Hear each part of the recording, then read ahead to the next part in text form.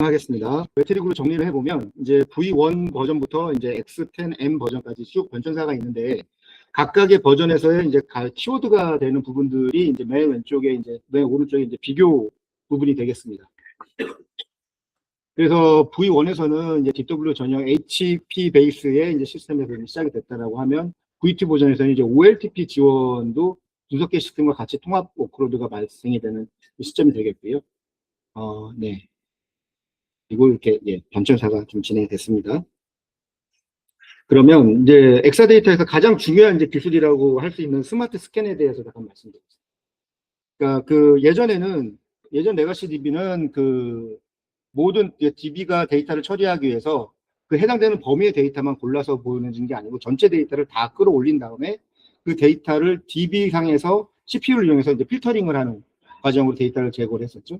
하지만 스마트 스캔은 스토리지에 CPU가 장착이 되면서 아예 먼저 CPU 상에서 불필요한 데이터를 제거를 하고 필요한 데이터의 블록만 끌어올려서 DB가 처리할 수 있게끔 처리해 주는 게 이제 스마트 스캔의 원리가 되겠습니다. 이 스마트 스캔을 가능하게 해줄 수 있었던 것이 이제 스토리지 인덱스라는 기능인데, 이 스토리지 인덱스는 해당되는 블럭의 민 값과 맥스 값의 값을 가지고 있습니다. 그래서 내가 찾고자 하는 데이터가 이 블럭에 존재하느냐 안 하느냐를 판단해주는 이제 척도가 되는 거죠. 근데 이제 스노우플레이크의 기본 사상도 마이크로 파티션이라는 개념으로 가져가는데 여기서도 이 똑같은 기술이 사용됩니다. 그렇기 때문에 엑사데이터와 가장 호환이 잘 되는 DBMS라는 이제 증거가 되겠습니다. 이 마이크로 파티션이라는 얘기는 스노우플레이크의 가장 핵심 코어이기 때문에 뒷부분에서도 계속 이제 나오게 될 것입니다. 네. 그리고 이제 이 부분은 오라클의 이제 블록이 이제 레코드 레벨로 이렇게 돼 있던 것들을 이제 컴프레스 유닛이라는 압축 단위의 어떤 단위로 다시 이제 컬럼나 베이스로 다시 재정렬을 합니다. 그 다음에 이제 그 부분을 다시 또 이제 블록 자체를 압축하는 이런 기술로 해서 HCC라는 압축 기술이 이제 나오게 되는데 그 압축을 하는 패턴도 몇 가지 한 3-4가지 정도가 있습니다. 근데 그게 차이점은 뭐냐면 이제 압축이 돼 있기 때문에 저장이나 이런 부분들은 굉장히 메리트가 있고 하지만 읽기 위해서 데이터를 다시 압축을 풀어야 되는 부분과 일부 수정을 하기 위해서 데이터를 풀었다가 변경하고 다시 압축을 하는 이런 부분들에 대해서 좀 부담이 되는 부분들이 많았기 때문에 이거를 조금 더 빨리 읽을 수 있는 버전의 압축, 그 다음에 업데이트를 조금이라도 유리하게 해줄 수 있는 압축, 그 다음에 아예 보관 비용 차원에서 더 좀 저렴하게 가져갈 수 있는 이런 압축 버전들의 여러 가지 버전들을 제공하게 됐고 이게 이제 엑사데이터의 ACC 압축에 대한 메커니즘입니다. 그리고 아까 잠깐 말씀드렸던 이제 스마트 플래시 캐시와 이제 스마트 플래시 로그에 해당되는 내용인데 스마트 플래시 캐시는 지금 클라우드가 발전하게 된 클라우드 스토리지의 기본 기술 셋하고도 같다라고 말씀을 드렸죠. 이제 DB 서버에서 하드디스크로 데이터를 이제 쓰게 되고 써진 데이터를 다시 이제 메모리로 보내게 되는 이런 구조가 이제 기존 구조라고 했다면 이제는 이제 라이트백이라고 해가지고 서버에서 보낸 라이트 될 데이터를 메모리 상에 놓고 먼저 트랜잭션 처리를 진행하게 됩니다. 그러면 일단 메모리에 쌓였던 데이터는 라이트 대상인 데이터는 시간의 스페이스를 두고 디스크에 이제 내려 쓰게 되는 이런 구조가 되겠죠. 그 다음에 HC 압축 방식 자체를 이제 여기 NVM이라는 이런 프로토콜이 있는데 메모리 스토리지를 관장하는 프로시저가 HC 압축을 하는 방식과도 호환이 굉장히 잘 됩니다. 그래서 굉장히 빠른 형태의 벡터 연산이라든지 초고속 스캔을 가능하게 해주는 이런 기능들도 엑사데이터에 이제 있고요. 리드 로그 파일 자체도 메모리화 해가지고 빨리 읽을 수 있게끔 처리해주는 부분도 엑사에서 제공해주는 기능입니다. RDMA라고 리모트 다이렉트 메모리 액세스인데요. 그러니까 기존에 이제 다이렉트 메모리 액세스라는 개념은 많이 있었는데, 아예 그 인터넷 그 랜카드라고 하죠. NIC. 랜카드에서 메모리를 직접 CPU를 거치지 않고 가서 읽어내는 이제 그런 기술이 되겠습니다. 이 RDMA 기술이 발생이 되면서 기존의 SQL도 굉장히 많이 이제 빨라지게 되는, 지연이 굉장히 줄어들게 되는 이런 기술들이 있고요. 그래서 이제 결론적으로 지금 오라클 엑사데이터에서의 가질 수 있는 강점이라는 것을 한번 정리를 해봤습니다. 일단은 굉장히 그 어플라이언스 장비 자체가 빠른 속도를 장비 자체가 엄청나게 빠른 퍼포먼스를 내기 때문에 OLTP나 OLAP 모두를 혼합해서 사용하셔도 아무런 문제가 없었었죠. 그런데 이제 이런 부분들이 스노우플레이크로 가게 되면 이제 이 부분은 이제 간과하시는 분들이 간혹 계시는데, 스노우플레이크는 올랩 계통에 최적화되어 있는 DB입니다. OLTP의 지원에는 아쉽지만 엄연히는 한계가 좀 있습니다. 근데 그 부분들을 해결할 수 있는 방법들로 이제 대체 방안을 찾으셔야 되는데, 그게 OLTP의 그 트랜잭션만 별도로 분리를 해서 별도의 RDB나 이런 형태로 DB를 이원화해가는 방식이 있을 수도 있고요. 그런 부분들이 이제 크지 않다라고 하신다고 하면, 또 스노우플레이크에서 제공하는 서치 옵티마이제이션이라는 기능이 있는데, 그런 기능으로도 어느 정도는 이제 대체를 하실 수가 있습니다.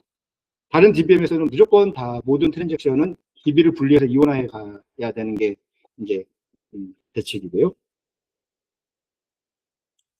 엑사데이터를 사용하는 데의 강점을 봤다라고 하면, 이제 그 좀 페인 포인트를 좀 보게 되면, 예, 굉장히 살인적으로 비싼 비용이 발생하게 되고요. 그 다음에 항상 피크치에 준하는 데이터 스펙을 갖춰놔야지만 서비스를 할 수 있다라는 이런 문제점이 있습니다. 거기에서 발생되는 이제 그 비용 부담 이런 부분도 많고, 그 다음에 운영 자체가 복잡하고 항상 기술 DBA가 필요하기 때문에 그 부분에 대한 어떤 이런 비용도 항상 들어가게 되죠. 하지만 스노우플레이크에서 봤을 때는 스노우플레이크는 초기 투자 비용이 제로입니다. 하지만 모든 비용은 이제 운영을 하면서 이제 발생이 되게 되는데, 그 부분도 굉장히 그 효율적으로 잘 쓰지 않으면 적지는 않습니다. 그래서 그런 부분들에 대한 이제 최적화 방안을 좀 말씀을 드리고자 하는 거고요. 아까 그 전 세션에서도 말씀드렸지만, 그 클라우드도 컴퓨팅 노드와 스토리 노드가 완전히 분리되어 있기 때문에 얼마든지 자원 활용을 되게 그 컴팩트하게 효율적으로 쓸 수가 있거든요. 스노우플레이크도 마찬가지. 클라우드 베이스에 올라가는 사스 서비스다 보니까 그 클라우드의 기본 아키텍처에 대한 그 메커니즘을 그대로 따라갑니다. 그래서 워크로드 같은 경우에도 굉장히 컴팩트하게 작은 사이즈의 것들과 이제 좀 큰 사이즈의 어떤 이런 웨어하우스도 복합적으로 운영하실 수 있고, 그런 부분에서도 굉장히 큰 메리트를 가져가실 수 있게 됩니다. 그래서 엑사데이터 자체가 이제 많은 뛰어난 기술들이 있지만, 이런 부분들이 기술 부채와 이제 종속성이라는 이런 그 사슬을 채우게 되는 이런 아픔이 있게 되는 거죠. 그래서 이제 왼쪽에 그림에 보시면 그 오라클이라는 엑사데이터가 이제 아주 튼튼한 성 안에 이렇게 딱 자리 잡고 있는 이제 멋진 모습, 난공불락 같은 이런 모습인데, 제가 보기에는 그 오히려 강한 성 안에 갇혀 있는 DBMS의 모습이 연상이 됩니다. 그래서 이제는 지상전보다는 그 공중전을 준비해야 되는 시기가 아닌가 생각으로 한번 장표를 만들어 봤고요. 이제 스노우플레이크를 또 이제 알아보도록 하겠습니다. 스노우플레이크 먼저 알아보기 전에, 이거는 이제 많이들 보실 겁니다. 아마 그 dbengines.com이라고 DB에 대한 선호도를 항상 매번 업데이트를 해서 올려놓는 사이트가 있는데, 이 사이트에서 보시면 이제 오른쪽에 스노우플레이크의 이제 발전 모습을 이제 보실 수 있으실 겁니다. 이게 그 좌측, 즉 Y축이 그 로그 형태의 적용이 되어 있기 때문에 최근에는 발전 양상이 좀 적은 거 아니야? 라고 생각하실 수 있는데, 그렇지 않습니다. 가장 마지막에 그 값이 100에서 200으로 100이 점프되는 그래프이거든요. 그래서 기하급수적으로 굉장히 크게 늘어나고 있는 상황이고요. 오라클은 반대적으로 많이 선호도가 떨어지고 있는 모습을 확인하실 수가 있습니다. 그래서 데이터 플랫폼 개통의 그 DB 중에서는 스노우플레이크가 유일하게 탑10에 들어와 있고 계속 인기도도 지금 상승하고 있는 이런 자료입니다. 스노우플레이크는 단순히 데이터베이스의 역할만 하는 것이 아니고 데이터 서비스를 모든 그 관련된 모든 에코시스템처럼 데이터 플랫폼 제공하는 데이터 플랫폼이고요. 거기에 AI 서비스가 확장돼서 연동될 수 있는 아주 막강한 플랫폼이라고 말씀드릴 수 있습니다. 이 부분을 보시면 이제 아키텍처가 되겠는데 크게 세 부분으로 나눠져 있습니다. 클라우드의 종속적인 사스 서비스이기 때문에 어쩔 수 없이 이제 클라우드 레이어라는 부분이 맨 위에 존재하게 되고요. 그 다음에 이제 지금 쿼리 프로세싱이라고 되어 있는 그 컴퓨팅 노드, 컴퓨팅 레이어가 존재하게 됩니다. 그리고 맨 마지막이 이제 스토리지 레이어, 이렇게 세 부분으로 나누어져 있는데, 분리되어 있는 요 구조를 기억해 주시기 바랍니다. 그 다음에 스노우플레이크는 그 스케일 업과 스케일 아웃 두 가지가 모두 다 가능합니다. DBMS에서 가장 큰 취약점이라고 할 수 있었던 게 스케일 업은 얼마든지 자원의 디펜던시하게 늘어날 수 있지만 스케일 아웃은 할 수 없었죠. 이게 멀티마스터가 되지 않는 이상 아니면 유일하게 할 수 있는 부분들이 리드 리플리카로 여러 노드를 늘려가지고 읽기의 어떤 이런 부하만 분산할 수 있는 이런 구조였는데 오히려 이렇게 완전히 스토리지와 컴퓨팅 노드가 분리되어 있다 보니 그리고 컴퓨팅 노드는 얼마든지 내가 원하는 대로 각 스펙에 맞게 많이 만들 수 있다 보니 이 스케일 아웃도 가능하게 된 그런 상황이 되겠습니다. 여기 맨 밑에 보시면 이제 그 스몰 X, 엑스트라 스몰이죠. 엑스트라 스몰이 이제 1이라고 돼 있고 그 한 단계 스펙이 올라갈수록 그 스펙은 2배씩 늘어나게 됩니다. 그래서 이제 그러니까 엑스트라 스몰을 1시간 동안 운영했을 때 1이라는 크레딧이라는 개념으로 이제 스노우플레이크에서는 책정을 하게 되는데 그 크레딧이 이 각 버전별로 이렇게 올라가게 되는 구조입니다. 요거는 이제 멀티 클러스터라는 스케일 아웃에 해당되는 부분의 이야기입니다. 스케일 아웃을 하지 않고 그냥 싱글 노드만 쓰게 되면 항상 이렇게 편형적인 이렇게 선형적인 여기 이게 선형적인 그래프로만 이제 작동을 하게 될 것입니다. 근데 멀티 클러스터링을 쓰게 되면 만일에 부하에 의해서 부족한 상황이 된다라고 하면 그 부분에 해당되는 추가 스펙으로 추가 컴퓨팅 노드를 붙일 수 있는 거죠. 그래서 이런 형태의 이제 변칙적인 워크로드를 가져가실 수 있게 됩니다. 네. 그다음에 요거는 이제 마이크로 파티션인데 이제 분산 처리 최적화라는 부분이고요. 그 기본 그 개념부터가 마이크로 파티션은 그 이뮤터블이라고 합니다. 불변이라고 하죠. 한번 생긴 데이터에 대해서는 그 메타데이터를 저장하고 절대 없애지 않습니다. 그렇기 때문에 그게 가능하기 때문에 제로 카피도 가능하게 된 제로 카피 데이터 쉐어도 가능한 거고 많은 이점들이 이제 존재하게 됩니다. 그래서 이 그 마이크로 파티션 안에 메타데이터에는 어떤 정보들이 들어있냐면 그 블록 안에 그 파티션 안에 들어있는 레코드의 숫자와 그 다음에 각 컬럼들의 민맥스 값 그리고 이제 카운트 밸류와 널이 몇 개 포함되어 있는지 요런 그 메타데이터를 가지고 있게 되고요. 마우스 포인터 두고 없으시네. 네. 그 다음에 네.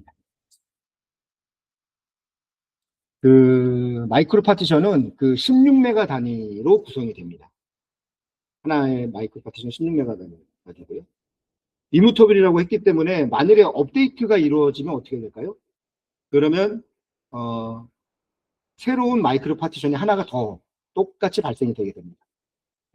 레코드 단위의 마이크로 파티션이 하나 생기게 되는 거고 그러면 16메가가 또 하나가 또 생기는 것이냐? 그건 아니고 16메가의 사이즈가 될 때까지 일정 부분 보관을 하고 있다가 그런 식으로 이제 그 마이크로 파티션을 이제 늘려나가는 구조로 구성이 되게 됩니다. 그 다음에 스노우플레이크에서 데이터를 로드하는 방식이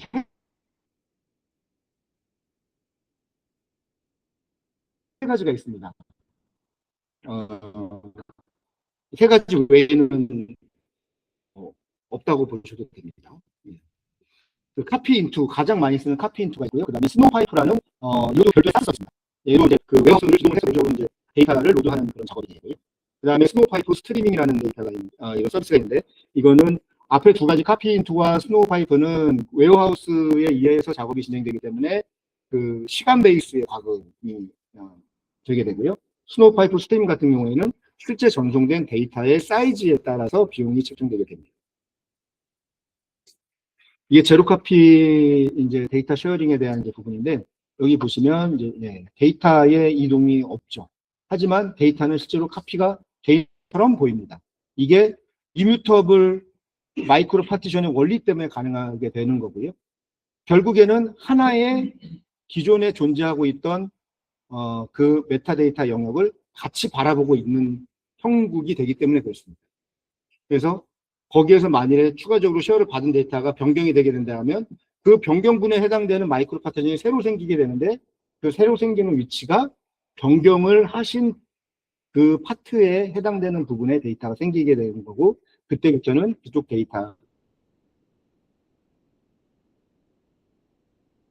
데이트 컬럼은 날짜뿐만 아니고 시분 초에 대한 데이터도 가지고 있는데, 스노우플레이크 같은 경우에는 딱 그 날짜에 해당되는 데이터까지만 저장을 할 수 있기 때문에 기존의 데이터를 손실 없이 다 보관을 하시려면 타임스탬프로 이제 변경을 해서 사용을 하셔야 됩니다. 타임스탬프도 보면 이제 여러 가지 옵션들이 있는데, 그 NTJ, not 타임존을 반영하지 않는 로컬 타임존, 얘는 그냥 타임존에 해당되는 건데, not 타임존을 사용하시는 것을 제가 권장을 드리겠습니다. 그 다음에 이 부분은 그 코텍스 AI SQL이라는 부분들을 좀 보여드리고 싶어가지고 정리를 했는데요. 그러니까 AI 기능이 SQL 베이스로 완전히 녹아 들어가 있는 그런 게 되겠습니다. 이거는 다른 데이터베이스 다른 데이터 플랫폼에서는 유사한 형태로는 존재는 하지만 이렇게 완전히 SQL 인베디드 된 형태로 제공하는 건 스노우플레이크가 유일하고요.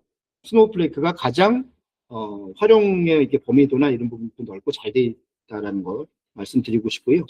그 다음에 얘가 이제 원래는 프리뷰였는데 작년 11월부로 정식 주회가 됐습니다. 그래서 많이 사용하실 수 있는 기능이 될 것 같습니다. 예제로 보여드리면, 요거 작년에 해커톤에 참석했었다는 얘기를 이제 잠깐 말씀을 해주셨는데, 그때 실제로 그 문제로 나왔던 그 케이스입니다. 그 이미지를 담고 있는 테이블을 조회를 할 때 이런 식으로 쿼리 베이스에서 이렇게 입력을 하게 되면 이미지만 찾아온 데이터를 가지고 이런 식으로 이 픽토럴라지라는 모델을 이용해서 이 이미지에 대한 해석을 이렇게 달아주게 됩니다. 요거는 이제 필터인데, 이런 식으로 필터링을 웨어 조건에 주게 되면 이미지 중에서 이 필터에 해당되는 것들에 대한 true와 false를 각자 리턴을 해주게 되고요. 요거 같은 이제 만일에 리뷰를 담아놓고 있는 테이블이 있다라고 하면 이 리뷰의 테이블 중에 이게 어떤 게 좋은 리뷰인지 어떤 게 나쁜 리뷰인지 골라내려면 웨어 조건에 뭐 인으로 해서 좋은 반응에 해당되는 키워드를 막 넣거나 라이크 좀 하거나 뭐 이렇게 찾았어야 됐었는데, 이제는 그냥 그 AI 필터를 이용해서 식당에 만족한 리뷰를 찾아줘라는 형태로 이렇게 주면 이렇게 다 골라내게 되는 거죠.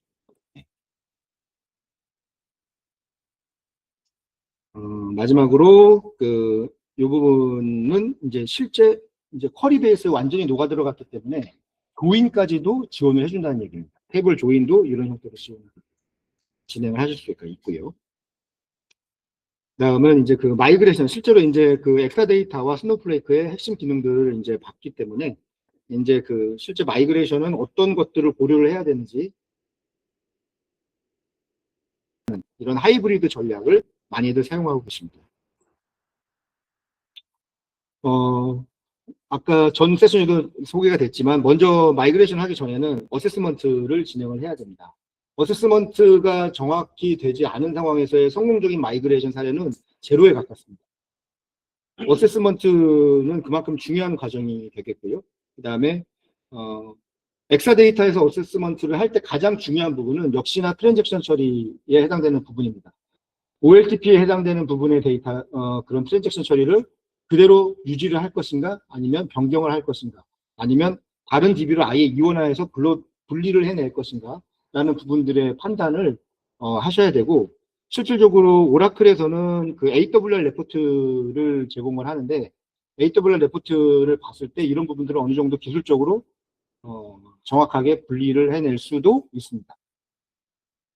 그래서 이제 그 마이그레이션이라는 그 초기 그것도 이제 투자가 되겠죠. 시스템에 대한 투자인데 ROI에 해당되는 부분들도 명확하게 판단하셔서 이 마이그레이션이 꼭 필요한 마이그레이션인지 이런 부분들도 고려를 하셔야 될 것 같습니다.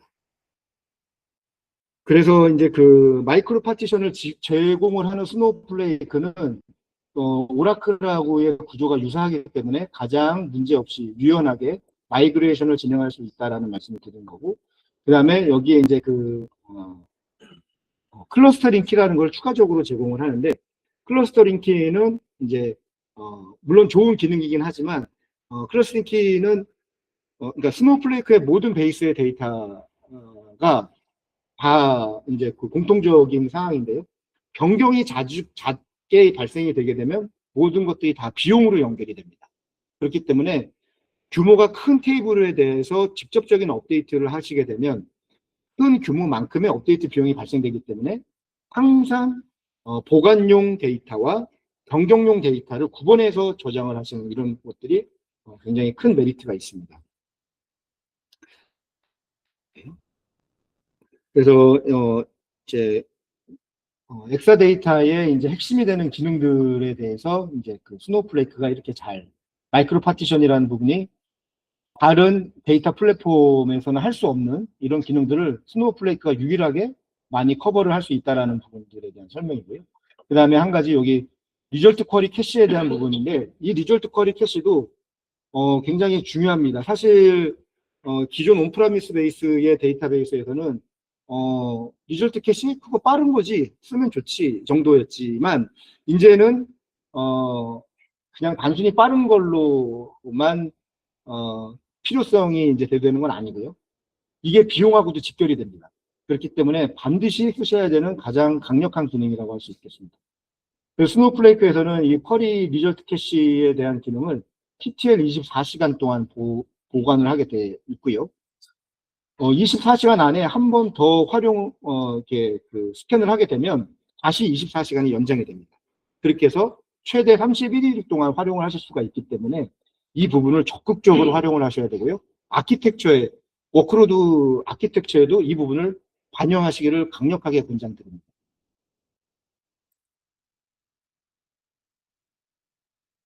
이 부분은 이제 실제 마이그레이션이 진행되는 타스크 단위의 이제 그 진행 내역들이고 거기에 해당되는 그 오너십이 어떤 기술 파트들이 필요한지에 대한 내용들을 적어 놓은 거고요.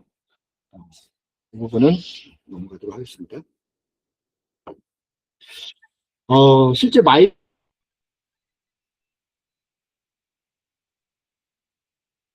스토리지입니다. 이 스토리지가 이제 두 가지 형태가 있는데 온디맨드 스토리지 형태는 이제 평균 40테라 단위의 과금이 진행이 되고 그러니까 온디맨드 과금 형태가 있고 캐퍼시티의 과금 형태가 있는데 캐퍼시티의 과금 요금을 활용하시기를 이제 권장을 드리고 그다음에 테이블이 이제 저장이 됐을 때의 데이터를 액티브 데이터라고 한다라고 하면 그 테이블을 백그라운드에서 타임 트래블이라는 형태로 마이크로 파티션 단위들이겠죠.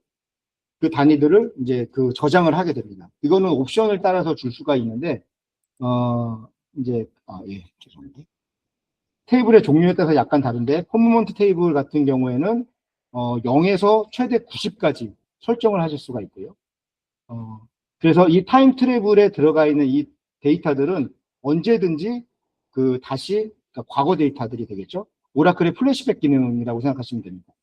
언제든지 조회를 해서 데이터를 활용하실 수도 있고 이런 그런 과정이고 그 타임 트래블 기간이 다 만료가 되게 되면 이 데이터가 그냥 없어지는 것이 아니고 이제 fail safe라는 영역으로 이제 빠지게 됩니다. fail safe로 더 이상의 데이터 접근은 다만 장애 복구용 보관만 하는 용도로 이제, 들어가게 되는 거죠. 근데 이 모든 구간들이 데이터들이 다 과금 대상입니다. 그렇기 때문에 저것도 이제 그 굉장히 정책적으로 전략적으로 잘 구조를 이제 짜셔야 되는 케이스들이 있는 거고, 반드시 꼭 중요한 보관을 해야 되는 데이터가 아니시다라고 하면 타임 트래블이나 페일 세이프 기간을 길게 가져가시지 않는 것이 유리하겠죠. 테이블의 종류를 보면 이제 퍼머넌트 테이블이 있고 트랜지언트 테이블이 있고 또 그 완전 템포러리 테이블이 있습니다. 오라클에서 말하는 템포러리 테이블이 이제 그 글로벌 템포러리가 있고 로컬 템포러리가 있는데 이 부분이 이제 로컬 템포러리에 해당되는 내용이라고 생각하시면 됩니다. 그래서 그 세션에 종속적으로 유지하게 되고 세션이 종료하면 그 템포러리 테이블도 자동 소멸이 되게 되죠. 트랜지언트 테이블은 정말 임시 작업 용도로 이제 쓰시게 됩니다. 그래서 최대 하루의 타임 트래블을 가지게 되고요. 그리고 이제 페일 세이프로 넘어가는 그런 구간 자체가 없습니다. 그렇기 때문에 중요 데이터가 아닌 임시 작업용 데이터, 그다음에 과금을 원치 않는 데이터들, 이런 데이터들은 트랜지언트 테이블을 활용하시는 것을 적극 권장드립니다. 이게 비용하고 직결이 되는 케이스이거든요. 네. 여기에서 이제 그 설명이 나오는데, 네, 이 부분은 이제 어떤 부분이라 넘어가도록 하겠습니다. 네, 그 다음에 이제 스필링에 해당되는 부분입니다. 실제로 이 웨어하우스의 모습인데요. 컴퓨팅 모드에 있는 웨어하우스.